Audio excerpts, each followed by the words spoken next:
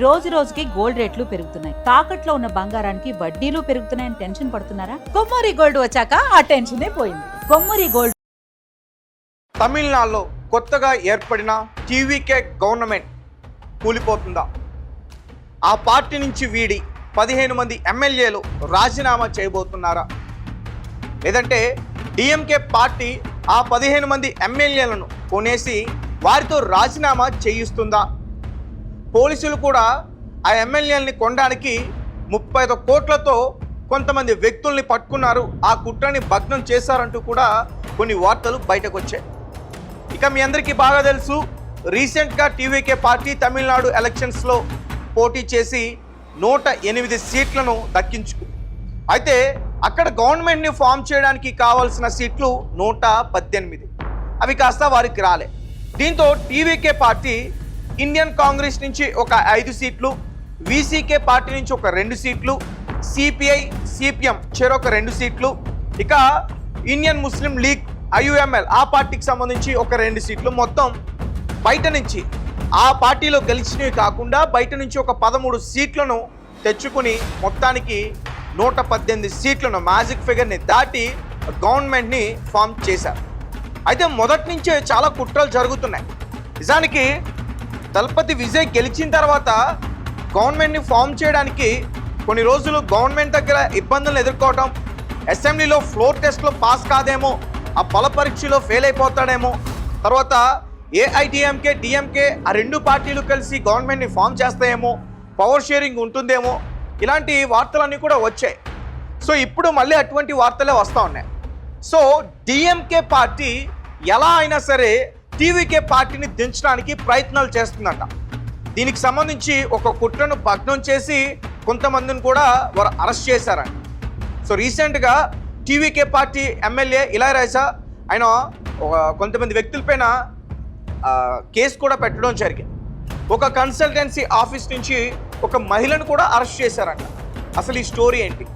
నిజంగానే ఎంకే స్టాలిన్ ఏదైతే చెప్పాడో 6 నెలల తర్వాత ఈ ప్రభుత్వం ఉండదు అని చెప్పి అతను అదే చేసి చూపిస్తున్నాడా అనే దాని గురించి క్లియర్గా మనం తెలుసుకునే ప్రయత్నం చేద్దాం. ముఖ్యంగా కొంతమంది వ్యక్తులను అరెస్ట్ చేస్తే వారు కొన్ని పేర్లు చెప్పారంట. డిఎంకే పార్టీ నుంచి మాజీ మంత్రి సెంథిల్ బాలాజీ, అతని సోదరుడు అశోక్.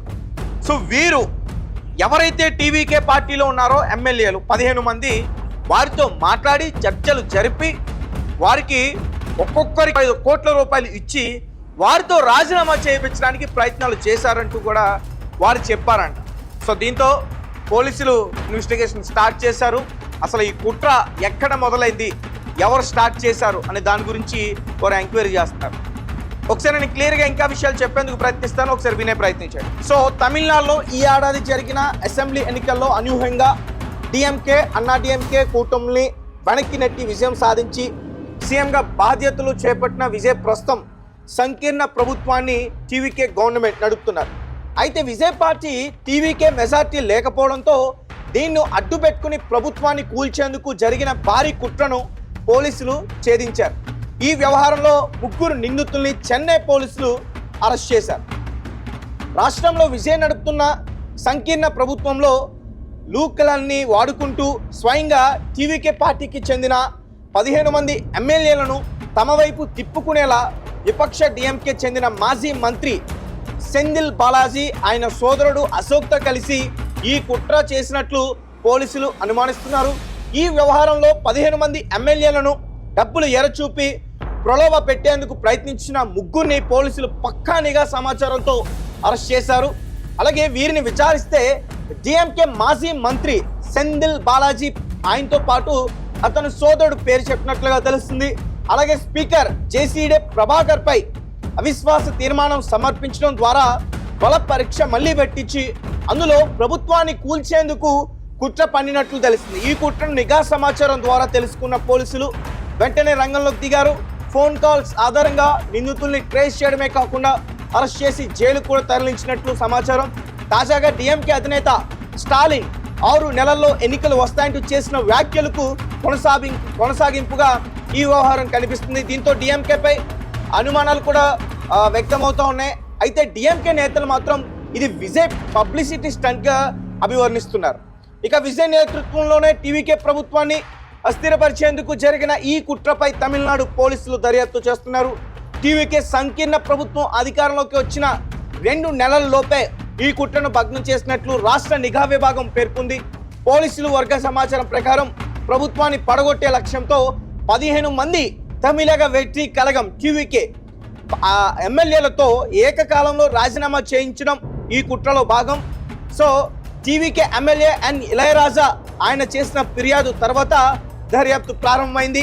ఆ ఫిర్యాదు ఆధారంగా అధికారులు చెన్నైలోని ఒక కన్సల్టెన్సీ ఆ సంస్థకు సంబంధించిన ఉద్యోగిని అరెస్ట్ చేయగా కరూర్ నుండి మరో 2 అదుపులోకి తీసుకున్నట్టుగా చెప్తా ఉన్నారు. ఈ కుట్రలో ఇతరులు ప్రమేయం కూడా ఉందనే కోణంలో దర్యాప్తు అయితే జరుగుతుంది. అయితే దర్యాప్తు సమయంలో ఎవరినైతే కొంతమంది వ్యక్తుల్ని అరెస్ట్ చేశారో ఆ వ్యక్తులు మరి పోలీసులకి డైరెక్ట్గా చెప్తున్నారంట, ఇది మాతో చేయించింది ఎవరంటే డిఎంకే పార్టీకి సంబంధించి మాజీ మంత్రి సెంథిల్ బాలాజీ, అతని సోదరుడు బాలాజీ, వారు డబ్బులు ఇచ్చారు.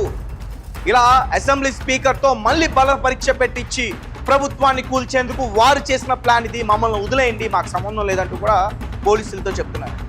సో నిజంగానే ఈ కుట్ర వెనక డిఎంకే పార్టీ హస్తం ఉందా, లేదంటే నిజంగానే డిఎంకే పార్టీ సంబంధించిన కొంతమంది వ్యక్తులు ఆరోపణలు చేస్తూ ఉన్నారు.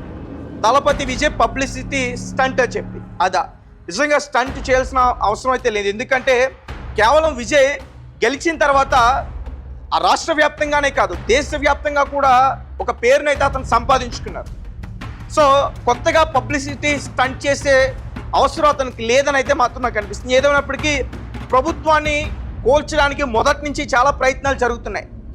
గెలిచిన తర్వాత గవర్నర్ దగ్గర కొన్ని రోజులు తిరిగారు. తర్వాత ఏదైతే ఇప్పుడు వారితో చేతులు కలిపి గవర్నమెంట్ని ఫామ్ చేయడానికి అవసరం అయ్యాయో ఆ పార్టీ సీట్లు అవి కూడా కలిస్తాయో లేదంటూ కూడా కొన్ని రోజులు ఒక టెన్షన్, మొత్తం మీద కింద మీద పడి ప్రభుత్వాన్ని అయితే ఏర్పాటు చేశారు. సో ఇందులో కనీసం ఒక 2-3 అటు ఇటుగా పోయినా ప్రభుత్వం కూలిపోయే అవకాశం ఉంది. కానీ ఏకకాలంలో ఒకేసారి 15 మందిని బయటకు తీసుకొచ్చి అంటే మళ్ళీ ప్రభుత్వాన్ని ఏర్పాటు చేసేందుకు వారికి అవకాశం లేకుండా చేయడానికి ఎవరో ఈ కుట్ర చేశారంటూ కూడా ఆరోపణలు చేస్తున్నా ఉన్నారు. సో చూద్దాం, పోలీసులు అయితే కొంతమంది వ్యక్తులను అరెస్ట్ చేశారు. మరి త్వరలో డిఎంకే పార్టీకి సంబంధించిన కొంతమంది నేతలను కూడా అరెస్ట్ చేసే ఛాన్స్ ఉందంటూ చెప్తున్నారు. అండ్ మీ కామెంట్స్ ఏంటి, మీరేం చెప్తారు? టీవీకే పార్టీ గవర్నమెంట్ ఉంటుందంటారా, లేదంటే ఎంకే స్టాలిన్ ఏదైతే చెప్పాడో 6 నెలల్లో అంతా ఖతం అని